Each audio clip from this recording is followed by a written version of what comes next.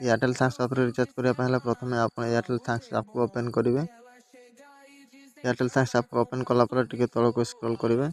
तल को स्क्रॉल कर देखा ये आपको ऑप्शन शो कर रिचार्ज। तो सिंपली रिचार्ज पर क्लिक करेंगे।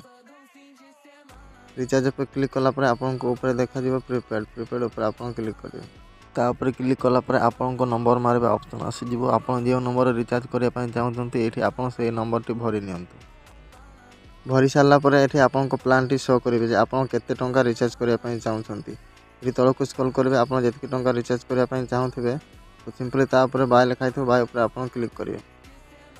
बाय ऊपर क्लिक कलापर आपको पेमेंट ऑप्शन टी आसीज जे आप जब फोन पे पेमेंट करने चाहते ताले फोन पे पेमेंट करेंगे। मुझे ऑलरेडी फोन पे सिलेक्ट कर देछि।